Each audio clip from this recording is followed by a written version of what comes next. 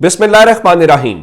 लाखों करोड़ों दुरूदो सलाम मोहम्मद मुस्तफ़ा सल्लल्लाहु अलैहि वसल्लम और आले मोहम्मद पर। मैं हूं उमर दराज गोंदल। पाकिस्तान के अंदर जो मौजूदा सियासी सूरत हाल है, इमरान खान के हवाले से तो जाहिर है किसी को कोई शक नहीं है, लेकिन क़यादत की अपनी मजबूरियां हैं। हर कोई इमरान खान तो नहीं हो सकता, हर कोई इतना दलेर भी नहीं हो सकता। और जो कुछ नवंबर में हुआ, पाकिस्तान तहरीक इंसाफ जो है उस तरीके से, मैं सोशल मीडिया की उनकी बात नहीं कर रहा, मैं उनकी लीडरशिप की बात कर रहा हूं। लीडरशिप को जिस मौसर तरीके से बोलना चाहिए था, मेरा नहीं ख्याल कि उस तरह से बोले हैं। अगर इमरान खान होते, मैं आपको एक मिसाल देना चाहता हूं। आपको याद होगा मॉडल टाउन का एक वाकया हुआ था, उसमें तहरीक इंसाफ शामिल भी नहीं थी। यानी उसमें मिराजुल कुरान या तारुल कादरी के लोगों की जान गई। यहां पे शहबाज शरीफ वजीर आला थे और इमरान खान ने उस इशू को कितना इशू बनाया था, अगर आपको याद हो। इस बार तो तहरीक इंसाफ का अपना मामला था, लेकिन तहरीक इंसाफ उस तरह से नहीं कर पाए। लेकिन कुछ लोग हैं, जाहिर है, जिसमें इमरान खान की बहनें हैं, उनके ऊपर तो कोई शक नहीं हो सकता कि उन्होंने जिस तरीके से वो खड़ी रही हैं इस पूरे अमल के दौरान, उनकी गिरफ्तारियां हुई, सब कुछ हुआ और उन्होंने ये साबित किया कि सिर्फ कारकुनान नहीं गिरफ्तार होंगे, वो भी मौके पर मौजूद होंगी। और इस बार तो उनकी अहलिया बुशरा बीबी भी खुद इसीलिए आई कि कोई ये ना समझे कि इमरान खान कॉल दे देते हैं और उनके अपने घर वाले नहीं आते, उनकी फैमिली या बाकी लोग नहीं आते। इसी तरह से आपने देखा कि उनके जो भांजे हसन न्याजी हैं, उनको हाल ही में सजा हुई है फौजी अदालत से। तो आज जो इमरान खान की बहनें हैं, जिसमें अलीमा खान साहिबा है और जिसमें उज़मा खान साहिबा थी और नौरीन खान, ये भी इंपॉर्टेंट है। होना तो ये चाहिए था कि हसन की वालिदा ना जाती कि मेरे बेटे को सजा हो गई है, तो शायद ये वो नहीं, वो हिम्मत या हौसला नहीं हारे। तो वो इनके जो एक कारकुन जिनकी जान गई है, अनीस सती जिनका नाम है, और उनके आज घर गए और उनके अहले खाना से उन्होंने मुलाकात की। तो आप इससे अंदाजा लगाइए कि उन्होंने क्या किया है। फिर वो अटक में वो जो उनके कारकुन हैं, उनके वो घर गए और उनके जो बेटे थे इनके कारकुन के, तो उन्होंने उनको ये यकीन दिलाया और चादर पहनाई और इमरान खान को पैगाम दिया कि आप उनको जाके बताइएगा कि हम आज भी, जो फैमिली है, मलिक फैमिली जो है, वो आज भी इमरान खान के साथ खड़ी है। और उसके अलावा आज जो रावलपिंडी में उनके जो कारकुन रिहा हुए हैं, जो जेल में थे, उनके साथ भी इमरान खान की बहनों ने मुलाकात की है।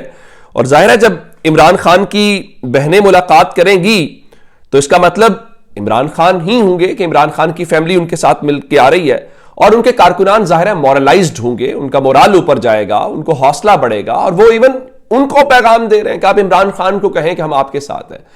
ये वो चीजें थी जो पीटीआई की लीडरशिप लैक कर रही थी। क्या ही अच्छा होता वजीर आला खैबर पख्तूनख्वा पूरी असेंबली को लेके, पंजाब के एमपीएस और तमाम एमएनएस दिन मुख्तस करते कि आज हम जिस तरह अनीस सत्ती हैं उनके घर जाएंगे, आज हम अटक वाले कारकुन के घर जाएंगे, आज हम डीजी खान जाएंगे, जो भी आपके नाम है लोग हैं। एक एक दिन आपके पूरे, मैं बात ये नहीं कर रहा कि तहरीक इंसाफ पूरी लीडर वो जाते, कारकुनान जाते, मैं कह रहा हूं कि आपकी खैबर पख्तूनख्वा असेंबली के तमाम एमपीएस, पंजाब असेंबली के तमाम एमपीएस, नेशनल असेंबली में तमाम एमएनए, सेनेटर्स एक दिन इकट्ठे होकर एक जगह जाते तो उनको पता चलता है, एक मैसेज जाता है, ये मोमेंटम बनाना होता है। मैं इसलिए कह रहा हूं कि इमरान खान मॉडल टाउन पे कर सकते हैं, आप अपने लोगों पे नहीं कर पाए। बिलाखिर इमरान खान की बहनों को आज निकल के खुद जाना पड़ा, एक अच्छा कदम है। और उसकी वजह क्या, अच्छा कदम क्यों है? जो कारकुन होता है ना, वो किसी भी सियासी जमात से हो, वो नून लीग से हो, वो पीपल्स पार्टी से, किसी भी जमात से, जमहूरियत की असल फौज वही है। वो जाने देते हैं, वो मार खाते हैं, वो जेलें काटते हैं, असल वही होते हैं। किसी भी सियासी जमात का जो जेन्युइन वर्कर है वो काबिल तारीफ भी है, उसका हौसला भी बढ़ाना चाहिए और असल वही है। बाकी तो उनके नाम पे बनने वाले एमपीएस होते हैं ना जी। अब एक मामला हो गया। दूसरी मिसाल एक ऐसी ही आज हमने मंडी बहाउद्दीन से देखी है। और मंडी बहाउद्दीन में साबिक जो प्रिंसिपल सेक्रेटरी हैं और साबिक सेक्रेटरी पंजाब असेंबली मोहम्मद खान भट्टी, 2 साल उन्होंने, जिसको कहते हैं रगड़ा खाया है, हकीकी मानों में जेल काटी है। उन्होंने नहीं, उनकी बाकी फैमिली ने सब कुछ सफर किया, जिसमें साजिद भट्टी जो एमपीए भी रहे, वो बड़े दाद के मुस्तहिक हैं। फिर मोहम्मद खान भट्टी साहब की अलिया जो कौसर परवीन भट्टी हैं, उन्होंने जिस दलेरी के साथ उनके इस महाज को संभाला और उन्होंने फिर इलेक्शन लड़ा। फिर मंडी बहाउद्दीन वालों ने, कहा जाता है नासिर बुसाल वहां इलेक्टेबल थे, लेकिन बावजूद इसके कि उनको कैंपेन करने का मौका नहीं मिला, उनके खानदान के साथ जो कुछ हुआ, कौसर परवीन जीत गई, ये अच्छा, मंडी बहाउद्दीन की ये भी एक काबिल तारीफ बात है कि वहां पे हमने ये देखा कि कौसर परवीन साहिबा जीत गई, फिर हमने जरनाब शेरशाही को जीतते हुए देखा, फिर हमने बासमा रियाज को जीता। ये मंडी बहाउद्दीन का एजाज था कि उन्होंने 3 खवातीन को जनरल सीटों पर जितवाया। और भट्टी खानदान को ये पता है इस बात का, जाहिर है वो इमरान खान के साथ खड़े रहे, तकलीफ बर्दाश्त की, कुर्बानियां दी, बहुत कुछ किया, समझौता नहीं किया। तो लोगों ने भी उनकी आवाज के ऊपर लब्बैक कहा, उन्होंने बड़े बड़े बुत मार गिराए, और फिर वो उन्होंने चौधरी परवेज लाई और मोनस साहब के साथ भी वो खड़े रहे। ये भी एक बड़ी बात है और यही सबक है। मैं इसलिए कह रहा हूं कि वर्कर्स और यही लोग, शायद थोड़ा अर्सा पहले कौसर साहिबा एक बिल्कुल घरेलू खातून है, ये बाकी फैमिली, भट्टी फैमिली सियासत में एक्टिव थी, लेकिन आज वो कहते हैं ना आइकॉन होना, वो आइकॉनिक खातून बन गई हैं। और इस तरह बाकी जो लोग हैं, तो ये वो मनाजिर हैं जो हमने, इन जो बहरान होते हैं ना, वो लीडरशिप खुद पैदा करते हैं। और जो लोग खड़े रहे, उनको इमरान खान के नाम पे वोट पड़ा, वो आज पॉपुलर है। आप जाइए उनके हलकों में कि लोगों ने आज कैसे उनका इस्तकबाल किया। वो जब जनाजों, फातियों, खुशियों पे जाते हैं, लोग उन्हीं को की अपने नुमाइंदे समझते हैं। तो ये एक बड़ी कामयाबी है। अब एक तो चीज हो गई ये कि उस चीज को लेके, नंबर 2 मैं आपको एक और मामला बताना चाहता हूं, चूंकि इस वक्त मुज़ाकरात को लेके बहुत सारी बातें हो रही हैं कि जी मुज़ाकरात हो रहे हैं। 2 चीजें बड़ी इंपॉर्टेंट हैं। साबिक सदर आरिफ अलवी जो हैं, उन्होंने एक मानी केस पहले भी गुफ्तगू, अब फिर वो कह रहे हैं कि तब्दीली आने वाली है। अब ये जो तब्दीली का शोर है, आया तहरीक इंसाफ किसी सॉलिड अरेंजमेंट की बात कर रही है? चूंकि बातचीत कहीं ना कहीं हो रही है, टॉक्स तो हो रही है कहीं ना कहीं का मतलब मैं आपको पहले भी बताता हूं, आज भी बता रहा हूं, मैं बार बार कहता हूं कि जब मैं मुज़ाकरात, टॉक्स की बात करता हूं, मैं हुकूमत ऑपोजिशन की कमेटी की बात नहीं करता। तो कुछ ना कुछ तो है उसका प्रेशर आप जो कह लीजिए। और फिर इवन इस चीज से जुड़ी एक और खबर सुनिए कि मौलाना साहब के हवाले से मुलाकात कि वो इमरान खान से करेंगे कि नहीं करेंगे।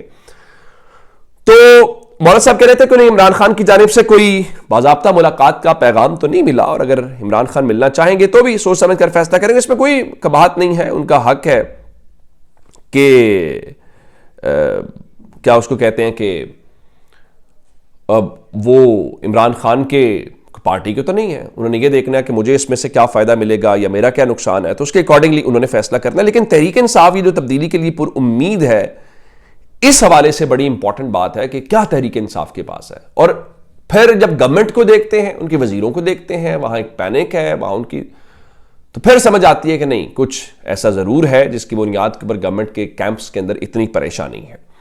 अब जनरल फैज, इस वक्त उनका ट्रायल चल रहा है। अभी DGI SPR से पूछा भी गया तो उन्होंने कोई जरा ज्यादा उसके ऊपर बात नहीं की और कहा कि सियासत के हवाले से कमेंट एक दे दिया उनसे मुतल्लिका, और फिर ये कहा कि एहसास मामला चीजें चल रही हैं। आज इस्लामाबाद के अंदर एक मार्च था और उस मार्च में हाफिज नईमुर रहमान जो हैं वो गुफ्तगू कर रहे थे और उन्होंने जनरल बाजवा के हवाले से शर्त रखी है कि उनके खिलाफ कार्रवाई कब होगी। उनका जनरल फैज के खिलाफ तो कार्रवाई कर रहे हो, जनरल बाजवा के खिलाफ कार्रवाई कब करोगे? उनके मुताबिक अकेले जनरल फैज के खिलाफ कार्रवाई मशकूक होगी। और उनके मुताबिक जनरल कमर जावेद बाजवा ने सनतकारों से खिताब में कहा था कि हम भारत से नहीं लड़ सकते। तो उन्होंने कहा कि उस दौर में कश्मीर के सौदे की भी बात हो रही थी, तो उनके खिलाफ कार्रवाई कैसे होगी? ये तो बात ठीक है ना, ये तो इमरान खान भी कहते हैं कि आप ठीक है, जनरल फैज के हवाले से बहुत सारी चीजें हैं, बहुत सारे फैक्ट्स हैं वो अपनी जगह के ऊपर, लेकिन ये कैसे हो सकता है कि अगर सब हो रहा था तो कमान तो जनरल बाजवा के पास थी, जनरल बाजवा का कुछ नहीं कहना। ये तो फिर वही ख्वाजा साद रफीक वाली बात है, सियासतदानों को रगड़ा लग ले और यहां से रिटायर होकर आप गोल्फ खेले। अपना बहुत सारा ख्याल रखिएगा। खुदा हाफिज।